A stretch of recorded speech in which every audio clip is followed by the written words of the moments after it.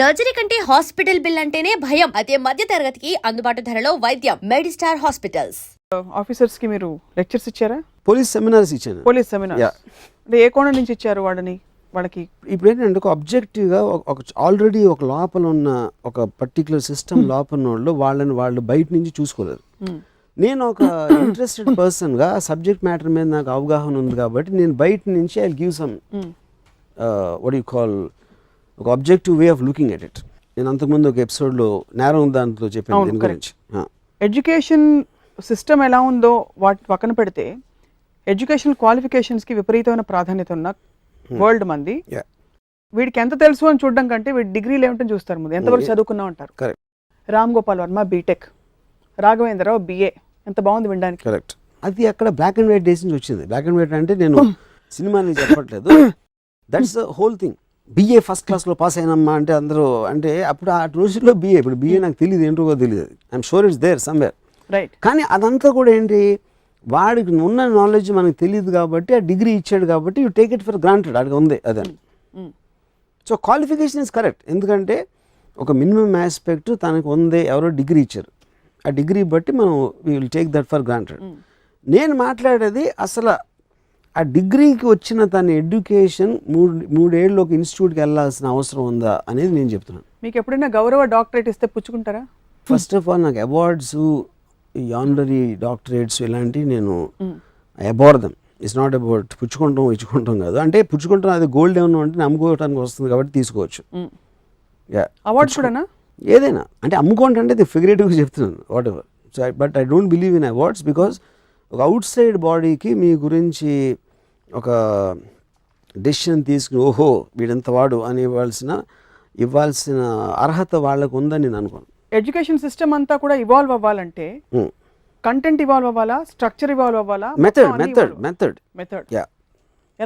ఇప్పుడు నేను నాకు జరిగిన ఇందాక ఎక్స్పీరియన్స్ 5 డాక్టర్లను అడిగినాను, వేరే వాళ్ళు కాదు, వాళ్ళు ఒక్కళ్ళు సమాధానం చెప్పలేకపోయారు. ఇప్పుడు any doctor can make a mistake అనే డయాగ్నోసిస్. అంటే డాక్టర్లు ఎందుకు పని నేను చెప్పట్లేదు, పేషెంట్కి కూడా డాక్టర్గా ఉన్న నాలెడ్జ్లో జస్ట్ ఆ పర్టిక్యులర్ సబ్జెక్ట్ గురించి ఇంటర్నెట్లోకి వెళ్తే 70% వచ్చేయడానికి ఛాన్స్ ఉంది. That doesn't mean you can become a doctor, అది చెప్పట్లేదు నేను, ఇన్ఫర్మేషన్ వైజ్గా. మీరు ఒక్క ఇన్సిడెంట్ తోటే ఇంప్రెషన్ ఫామ్ చేసేసుకున్నారు. But that is the point of the similarity కదా, that is the whole point. ఇప్పుడు ఇంటర్నెట్లో చూసి డాక్టర్ అవుతే నేను మళ్ళీ రిపీట్ చేస్తున్నాను, క్వశ్చన్ అది కాదు. కానీ యావరేజ్ పర్సన్ కూడా ఇదే ఇంటర్నెట్ లేని రోజుల్లో ఇంపాసిబుల్. అది నాకు డాక్టర్ ఏం చెప్తే అదే చేయాలి. అప్పుడు నేను అదే ఆర్థోపెడిషన్ దగ్గరికి వెళ్తే ఇలాంటిది కేసులో చూడలేదంటే నేను రేపు ఎల్లుండా పోతానేమో అన్న ఫీలింగ్ వస్తుంది, ఎందుకంటే ఆయన ఎక్స్పర్ట్గా చూస్తున్నాను. ఇప్పుడు నేను 15 ఎక్స్పర్ట్లను ఒకలాగా పెట్టేసి నేను స్టడీ చేయొచ్చు. ఈయన చెప్పిన దానికి ఎక్కడ తేడా ఉంది, ఆయన చెప్పిన దానికి దీనికి తేడా ఉంది. ఇదన్నీ అట్లీస్ట్ మీకు కంపారిటివ్ ఆస్పెక్ట్లో మీకు ఇనఫ్ నాలెడ్జ్ రావడానికి ఆస్కారం ఉంది because of the technology today, communication technology. But ఎక్కడో అక్కడ we need a measuring system I'm not easy, అదే అంటున్నాను. ఇప్పుడు ఒక డిగ్రీ అనేది ఓకే, ఇది బిఏ, ఇది ఎంబీబీఎస్, లేకపోతే ఇతని క్వాలిఫికేషన్ ఉంది అని మీరు ధైర్యంగా మీ చెయ్యో మెడో ఇవ్వచ్చు తను కోయటానికి, వాట్ ఎవర్ ఇట్ ఈస్. అదొక క్వాలిఫికేషన్. ఆ క్వాలిఫికేషన్ రావటానికి చేసిన మెథడ్ గురించి మాట్లాడుతున్నాను. అది ఎంత స్పీడ్గా చేయొచ్చు, ఎంత ఎఫెక్టివ్గా చేయొచ్చు. ఎందుకంటే నేను క్యాలిక్యులేటర్ వచ్చినప్పుడు కూడా చాలామంది అప్పుడు అనేవారు, ఎక్కాలు నేర్చుకోకపోతే కంప్లీట్గా క్యాలిక్యులేటర్ మీద డిపెండ్ అయిపోవాల్సి వస్తుంది, వీడికి సింపుల్ థింగ్ కూడా చెప్పలేడంటే అని చెప్పేవారు. చాలా కరెక్ట్ చెప్పేవారు. అంటే అంత మార్క్ అవుతుంది. ఆల్రెడీ నా దగ్గర ఒక మెషిన్ ఉంది, నేనేం చేయకలేదు. మెషిన్స్ అని మనం అప్పుడు ఏంటంటే బట్టలు ఉతికంటే వాషింగ్ మెషిన్ ఉంటే బట్టలు ఉతకడం మర్చిపోతాం అన్నట్టు ఉంది. అది టెక్నాలజీ అనేది మీకు సింప్లిఫై చేసి మీకు వేరే వాటికి టైం ఇస్తుంది, వేరే చేయడానికి. కానీ బ్రెయిన్ డల్ అయిపోతుంది, మెషిన్స్ మీద డెవలప్ అవుతే బ్రెయిన్ అనలిటికల్ పవర్ పెరుగుతుంది. ఎందుకంటే నాలెడ్జ్ మీకు అంత విపరీతంగా వస్తుంది కాబట్టి it forces the brain to start analysing things. ఎందుకంటే మీకు ఇన్ని వ్యూ పాయింట్స్ వచ్చినప్పుడు వాటి కంపారిటివ్ ఆస్పెక్ట్లో మీ brain actually it will become more analytical and it will make you more intelligent. కులం గురించి ఇంత ఓపెన్గా క్యాండిడ్గా మాట్లాడేశారు, కులాల పేర్లు కూడా తీసుకుని, ఆల్మోస్ట్ సెన్సిటివ్ ఇష్యూ. ఇప్పుడు మీకు అసలు ఫస్ట్ కులం అనే అవేర్నెస్ ఎప్పుడు వచ్చింది? నాకు ఫస్ట్ టైము అంటే ఆబ్వియస్లీ మనం అందరం వచ్చినప్పటి నుంచి మనం ఇంట్లో ఈనో లేకపోతే పక్కనో అక్కడేనో ఫిక్స్ అయిపోతాం, కులం అంటే ఇది, కులం అంటే ఇలా చూడాలి అలా చూడాలని. నేను దానవీరేశ్వర గారు నా సినిమా చూసినప్పుడు ఎన్టీ రామారావు గారు ఒక దుర్యోధనుడు డైలాగ్ ఉంది, ఫస్ట్ టైం నాకు దాని మీదకి నా అటెన్షన్ వెళ్ళింది దాని మీద. కులం నెపం మీద ఇతను పాల్గొనడానికి అనర్హుడు అని ఈ విదురుదేవుడు అట్లాంటిది చెప్తే, జాతి నెపమన సూతపుత్రునికి నిలువ అర్హత లేదు అందువా. ఎంత మాట, ఎంత మాట. నీ తండ్రి భరద్వాజం జన్మ పెట్టింది, మట్టి కొండలో పుట్టిదివి కదా, నీది ఏ కులం అని మొత్తం అందరినీ అని చెప్పి, కురువంశం ఏనాడో కులహీనమైనది కాగా నేడు కులం అని వ్యర్థ ప్రాపలీల అంటే. అప్పుడు అంటాడు ఆయన, క్షాత్రం ఉన్నవారెల్లరూ క్షత్రియులే, కానీ అందులో రాజ్యం ఉన్నవారే రాజులు, అట్టి రాజులే కుర్రాజు పరిషత్తులో పాల్గొనటకు అర్హులు. ఓ రాచరికమా అర్హత నిర్ణయించున్నది అని అక్కడి నుంచి. సో మీరు ఎక్కడ ప్రతి అన్నిట్లో కూడా ఇవన్నీ ఎక్స్క్యూజ్ అంతే. ఈ కాస్ట్ వలన ఆడు అవ్వలేడు అంటే, ఏంట్రా నీ కాస్ట్ ఏంట్రా, ఆడి కాస్ట్ ఏంటి, నువ్వేంటి కాస్ట్ గురించి మాడతావు, అవును చెప్పింది కరెక్టే, కాస్ట్ కాదు ఇక్కడ యాక్చువల్గా ఇది పాయింట్ అని, అది పాయింట్ ఓకే, దానికి ది సొల్యూషన్. సో ఇవన్నీ దీని వలన ఏంటి, ఇవన్నీ they're created by establishment as rules, and once in while they also get caught. అప్పుడు దానికి సొల్యూషన్స్ ఇచ్చి అండ్ ఇక్కడ అక్కడ పెట్టి చేస్తారు. సో దానవేశ్వర కర్ణ ఫస్ట్ టైం నాకు కాస్ట్ ఫీలింగ్ గురించి, దాని నాన్ ఎఫెక్టివ్నెస్, దానికి ఉన్న అజెండా గురించి ఫస్ట్ టైం నాకు తెలిసింది దానవేశ్వర కర్ణలో. మీరు యాక్చువల్లీ రాజులాగా, అంటే మీకు ఇచ్చిన రోల్ జాబ్ డిస్క్రిప్షన్ చెప్తున్నాను, కులం ప్రకారం మీరు వెళ్ళి పోరాడి కత్తి తీసి ఒక వీర వనితని సేవ్ చేసి అవన్నీ చేయాలి తెలుసా. నేను అక్కడ నాకు బ్రాహ్మణ్స్ ఇష్టం, ఎందుకంటే బ్రాహ్మణుడు ఇంట్లో కూర్చుని వెళ్ళి చేసే అంటాడు. నేను అంత తెలియదు, రాజుల్లాగా తెలివి లేకుండా నేను వెళ్ళి కత్తులు పట్టుకుని నేను దెబ్బలు తగిలి చచ్చిపోయి అట్లాంటి పిచ్చి పని నేను చేయను. అక్కడ నాకు బ్రాహ్మణ్స్ అంటే ఇష్టం, ఆ ఒక్క ఫీలింగ్. బట్ మీ మీద ఎప్పుడైనా కులం వల్ల కురిపించి ప్రేమ కురిపించడము, లేకపోతే కొంచెం ఫేవరెటిజం చూపించిన సందర్భాలు ఉన్నాయా? అంటే అదర్స్ షోయింగ్ అదే వాళ్ళు చెప్తారే, ఇన్నాళ్ళకి రాజుల్లో కూడా ఒక డైరెక్టర్ వచ్చాడు రా అని డివిఎస్ రాజు గారు అన్నారు ఒకసారి నాకు. కానీ అది కూడా ఏంటి, అది రాజులు కాదు, శివ హిట్ అయింది కాబట్టి, అంతకని రాజు ఈజీ ఏం కాదు అక్కడ. మీరు అదే శివ ఫ్లాప్ అయ్యి ఇంకొక కాపు డైరెక్టర్ తీసిన సినిమా హిట్ అయితే అదే. సో అది ఊరికైనా మాటలకు అంతే, ఫైనల్గా మీరు బిజినెస్ చేసేది అది మారదు.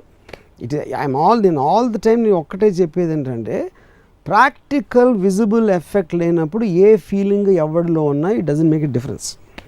That is only thing I'm trying to say. ఇందు మూలముగా సో మంచి సంపూర్ణమైన కాస్ట్ ఫీలింగ్తో మీకు నమస్కారాలు. కానీ నాకు బ్రాహ్మిన్స్ అంటే ఇష్టం ఉండదు, నా కాస్ట్ ఫీలింగ్ చెప్తున్నా, అసలు ఇష్టం ఉండదు. కానీ నా ఫ్రెండ్స్ అందరూ బ్రాహ్మిన్స్, మీరు బ్రాహ్మణ్ ఇవాళ తెలిసింది నాకు ఫస్ట్ టైం. చెప్పేసారా?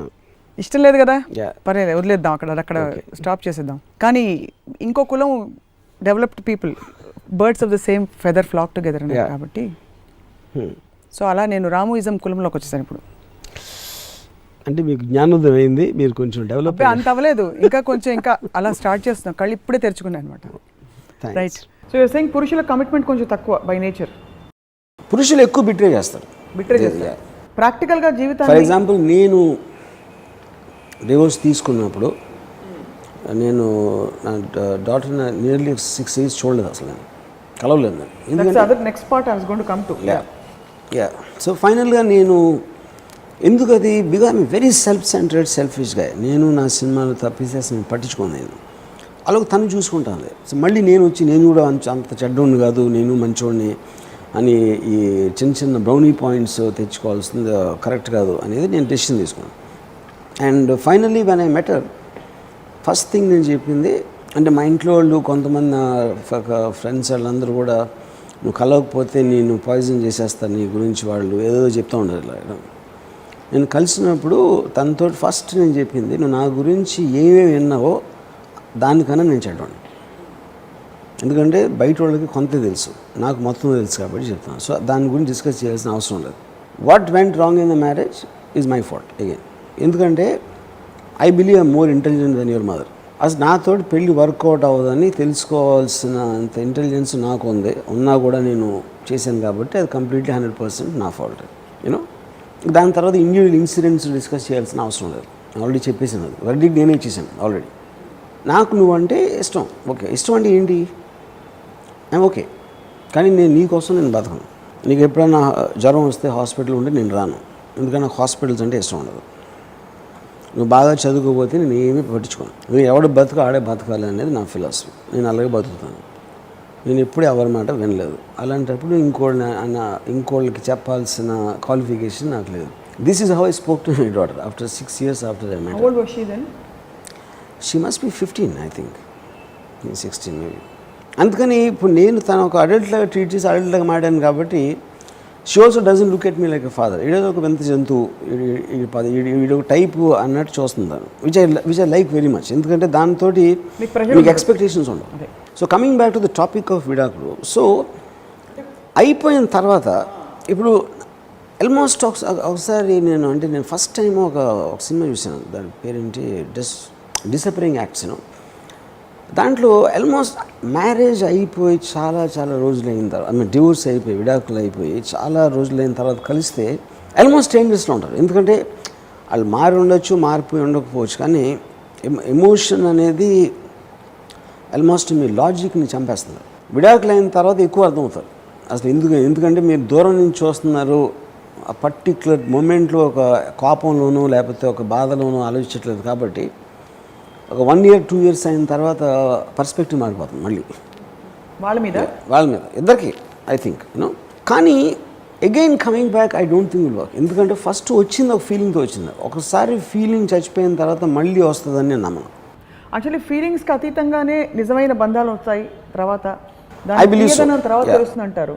అది I believe that. అంటే అది కూడా I feel which is the reason in arranged marriage will work many times better than love marriage. Because you don't have any expectations. Yes. ఎందుకంటే ఇందాక ఆ యాక్ట్రెస్ చెప్పినట్టు నువ్వు లేకపోతే నేను బతకలేను అన్ని లవ్ స్టోరీలు వస్తాయి, అరేంజ్ మ్యారేజ్లో రావాయి. నువ్వు లేకపోతే నేను బతకలేను, నువ్వే నా దేవత అన్నీ చెప్పిన తర్వాత అది నిలబెట్టుకోకపోతే ఆటోమేటిక్గా you will feel very hurt. Arrange మ్యారేజ్లో అలాంటి ప్రామిసెస్ ఉండటానికి తక్కువ ఆస్కారం ఉంది కాబట్టి ద ఛాన్స్ ఆఫ్ ఎక్స్పెక్టేషన్స్. కానీ అరేంజ్ మ్యారేజ్లో సర్ప్రైజెస్ వస్తాయి. సర్ప్రైజ్ అంటే మనం ఊహించని ఆడికి ఒక ఫర్ ఎగ్జాంపుల్ నాకు తెలిసిన ఒక అమ్మాయి ఇంకా అరేంజ్ మ్యారేజ్ సెటిల్ అయిన తర్వాత పెళ్ళికి ముందు కొన్నిసార్లు ఎక్కడెక్కడ సినిమాకు ఇలాంటి వాటికి just and she observe this habit, కంటిన్యూస్గా ఫోన్లో మాడుతూ ఉంటాడు ఆడు. అండ్ షీ గెట్స్ ఇరిటేటెడ్, కంటిన్యూస్గా ఫ్రెండ్స్తో ఫోన్లు మాట్లాడుతూ ఉంటే. అండ్ వన్ డే షీ తన ఎదురు ఒక కారులో వెళ్తూ ఉంటే ఈ 3-4 సార్లు చెప్పింది, నేను మాట్లాడుతున్నప్పుడు నువ్వు ఫోన్లో మాట్లాడొద్దని. మరి ఈ కాంట్ రెసిస్ట్. మళ్ళీ కారులో ఫోన్లో మాట్లాడుతూ ఉంటే డ్రైవర్ కార్ ఆపమని చెప్పి దిగి వెళ్ళిపోయింది. And she cancel the marriage. అది చాలా మంచోడు, చాలా మంచి బ్యాక్గ్రౌండ్, ఫోర్గ్రౌండ్ అన్నీ. కానీ ఈ ఒక్క element can be very big thing. ఎందుకంటే మీకు కాన్స్టెంట్ ఇరిటేషన్ అయిపోతుంది. సో ఇక్కడ పర్సనాలిటీ క్లాష్. కానీ ఇద్దరు అప్పుడు నేను కలిసినప్పుడు నేను మీకు బోర్ కొట్టానంటే సపోజ్ మీరు లేచి వెళ్ళిపోవచ్చు, మీకు కావాల్సినప్పుడే మీరు డెసిషన్ తీసుకుని అందరూ వస్తారు. పెళ్ళప్పుడు ఏమవుతుందంటే బికాజ్ మీరందరూ ఇంట్లోనే ఉన్నారు, ఇంట్లోనే పడుకోవాలి, ఇంట్లోనే టేబుల్ దగ్గర భోజనం చేయాలి, ఆ విషయాలన్నీ వినాలి, మాట్లాడాలి. దాంతో ఆ నరకం అనేది స్టార్ట్ అవుతుంది. ఆ విడాకులు అనేది ఒక రిలీఫ్ వస్తుంది. నాకు అంటే నాకు ఎక్కువ ఫిల్మ్ ఇండస్ట్రీ వాళ్ళు తెలుసు కాబట్టి ఒక యాక్టరు ఆడ పెళ్ళి అయ్యి ఒక నియర్లీ ఆడికి ఒక 10-12 year old పిల్లలు ఉన్నారు, ఇద్దరు 15-20 years మ్యారేజ్. ఆడు డివోర్స్ తీసుకుని నాకు లండన్ నుంచి ఫోన్ చేసి అసలు I never heard him shouting. అంటే ఆడు ఒలింపిక్ ప్రైజ్ వచ్చినట్టు వాడు ఫీలింగ్. అంటే ఏంటి ఆ పెంటప్ రిలీఫ్ మాట. టక్కని ఇంకా నేను ఫ్రీ, నన్ను ఎవడో అడిగేవాడు లేడు, నేనేం చేసినా ఎవరికి సమాధానం చెప్పాల్సిన అవసరం లేదు అని ఒక ఎక్స్ట్రాడినరీ రిలీఫ్. అసలు వర్మ గారికి ఇంత సినిమాలు ఫ్లాప్ అవుతున్నా కూడా ఎలా మీరు వరుసగా ప్రొడ్యూసర్లను పట్టగలుగుతున్నారు? ప్రొడ్యూసర్లకు బుర్రలేక అంటే ఇప్పుడు మరి పనిచేస్తున్న ప్రొడ్యూసర్ హర్ట్ అవుతారుగా ఈ మాట అంటే? అది నాకు ఆయనకి సంబంధించిన విషయం. అంతేనా? ఓకే. అంటే ఇన్ని ఫ్లాప్స్ ఇచ్చినా కూడా మళ్ళీ కొత్త సినిమాతో ఏదో విధంగా మీరు పబ్లిక్ని ప్రేక్షకులను అట్రాక్ట్ చేస్తారు. అంటే అంత అమాయకంగా ప్రేక్షకులను ఎలా ఉంచగలుగుతున్నారు? వాళ్ళకి బుద్ధి లేక. అంతే. మీరు క్లారిటీగా ఏది చెప్పారు కదా. ఇప్పుడు ఇంతకన్నా క్లారిటీ ఎవరు చెప్తారు? ఇంతకన్నా క్లారిటీ ఏముంటుంది? అయినా కూడా మిమ్మల్ని ప్రేమించడం బుద్ధి తక్కువ వాళ్ళది, అంతేనండి.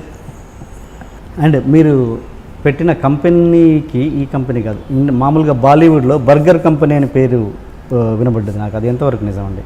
బర్గర్ ఏంటిది బర్గర్ కంపెనీ అంటుంటారంట, అది ఎంతవరకు? దీన్ని మామూలుగా మీరు ఒక ఆఫీస్ మామూలుగా మీరు పెట్టారు కదా, ఒక ఆర్గనైజేషన్ పెడతారు ఇంతకుముందు ప్రీవియస్ కంపెనీ అని.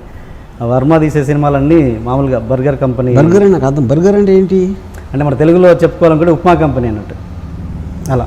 అంటే అంటే ఏంటి దాని మీనింగ్ అంటే ఏదో తోసిన సినిమాలు తీస్తూ ఉంటారు అన్నట్టుగా అది ఉద్దేశం. ఇప్పుడు నేను ఈ కంపెనీలో 5 ఫిల్మ్స్ 30 crore అబౌవ్ బడ్జెట్లో తీస్తాను. ఇప్పుడు ఈ బర్గర్ సినిమాలు అని అంటే 30 crore above, whether it is Sarkar 3 or Rai or the next one love story.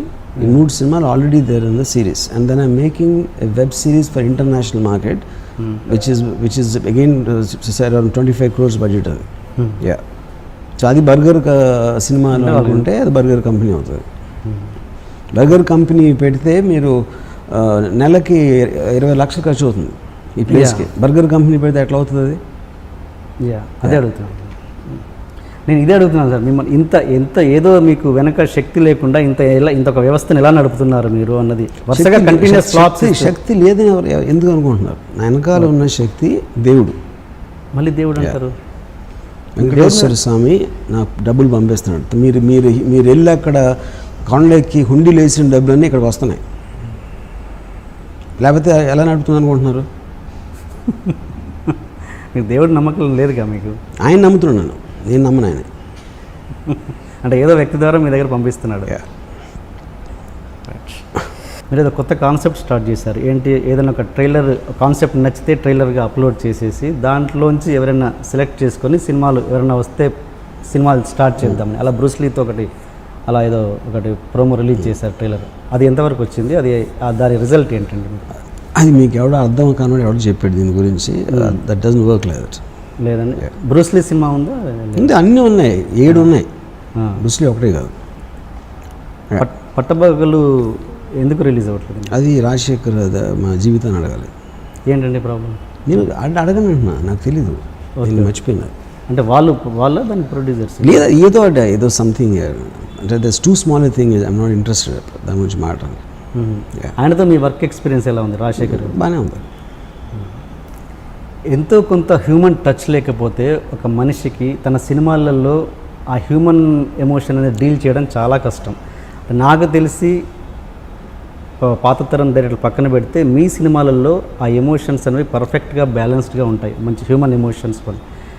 మీలో అది ఆ హ్యూమానిటీ మీరే బయటకేమో ఇంత నెగిటివ్గా మాట్లాడుతుంటారు, సినిమాలలో పర్ఫెక్ట్గా ప్రజెంట్ చేస్తుంటారు. అది ఎలా సాధ్యం? అది నేను నెగిటివ్గా మాట్లాడి నేను ట్రూత్ మాట్లాడతాను, నా మనసులో ఉన్నది చెప్తాను. నాకన్నా హ్యూమానిటీ గురించి తెలిసినోడు ఎవడు ఉండడు. బై స్పీక్ ది ట్రూత్ అంతే. నేను ఫీల్ అయింది నేను చెప్తాను. నేను అన్ని ఒక రిలీజియస్ ఆస్పెక్ట్లో కానీ ఒక సోషల్ ఎథిక్స్లోని లేకపోతే ఒక మారల్ వాల్యూస్ని నేను పక్కన పెట్టి నేను ఎగ్జాక్ట్గా ఫీల్ అయింది నేను చెప్తాను. సో ఆర్జీవికి మోరల్ వాల్యూస్ ఉన్నాయి? నో, లేవు. మారల్ వాల్యూస్ అనేది నాకు అర్థం అవ్వాలి, ఎవడో చెప్పాడు కాబట్టి. ఇప్పుడు ఫర్ ఎగ్జాంపుల్ మీరు నాకు ఎవరైనా గుడ్ మార్నింగ్ చెప్తే నాకు చిరాకు వస్తుంది, ఎందుకంటే మనకి తిరిగి గుడ్ మార్నింగ్ చెప్పాలి. నువ్వు గుడ్ మార్నింగ్ చెప్పిన వల్ల నా మార్నింగ్ గుడ్ అవ్వదు, నేను చెప్పిన వల్ల నీ మార్నింగ్ గుడ్ అవ్వదు. అలాంటప్పుడు వేస్ట్ఫుల్ కాన్వర్జేషన్ నాతో ఎప్పుడు చేయొద్దని చెప్తాను నేను. అప్పుడు ఇంత చిన్నదానికి ఎంత పెద్ద ఇది ఇవ్వాలంటే అది నా ఇష్టం. ఎందుకంటే నేను నా ప్రతి సెకండ్ నా లైఫ్లో I want to enjoy that. I don't want to waste it for anyone. ఒక నీడ్లెస్ కాన్వర్జేషను దాంతో. సో అలాంటప్పుడు ఆబ్వియస్లీ మీరు ఒక దేవుడు ఆస్పెక్ట్ సోషల్ ఆస్పెక్ట్లో ఇప్పుడు కంట్రీ దేశభక్తి, నాకు దేశభక్తి లేదు. నా పక్కింటోడు అంటే నాకు ఇష్టం ఉండదు, ఇంక దేశం అంటే ఏంటి ఇష్టం? సో నాకు I know the aspect of it, దానివల్ల నేను అట్లా మాట్లాడతాను. తెలియకుండా ఊరికనే ఒక ప్రోగ్రామ్ రోబోస్ లాగా ఇలా అయితే ఇక్కడ దండం పెట్టాలి, అక్కడ నమస్కారం పెట్టాలి, ఇక్కడేమో అదేంటి జనగణమన వస్తే లేచి నుంచోవాలి అనే ఒక ప్రోగ్రామ్డ్ షీప్ మెంటాలిటీ నేను అసలు కేర్ చేయను. ఓకే. అంటే ఎమోషన్స్ అంత పర్ఫెక్ట్గా ఉంటాయి, ఇంత రూడ్గా ఇంత స్ట్రైట్ ఫార్వర్డ్గా ఉండే మనిషి అంత ఎమోషన్స్ క్యాప్చర్ ఎలా చేయగలరు అన్నది నా పని. అందుకనే చేయగలుగుతాను నేను. ఎమోషన్స్ని కంట్రోల్ చేస్తాను, ఎమోషన్స్ని నన్ను కంట్రోల్ చేయనివాను. అప్పుడే అందుకని నాకు అర్థం అవుతాయి ఎమోషన్స్. ఎమోషన్స్లో మీరు ఎప్పుడైతే మునిగిపోయారో దాని లోపల మునిగిపోయి చచ్చిపోతారు. పైనుంచి అబ్జర్వ్ చేసినప్పుడు ఒక దానిపైన బోట్ ఏదాలా లేకపోతే ఒక బోట్ తయారు చేయొచ్చా, రాఫ్ట్ తయారు చేయొచ్చా, ఇట్లాంటి ఐడియాలు వచ్చి మీకు వాటర్ అనేది అర్థమవుతుంది. వాటర్ లోపల ఉంటే అర్థమవుతుంది వాటర్.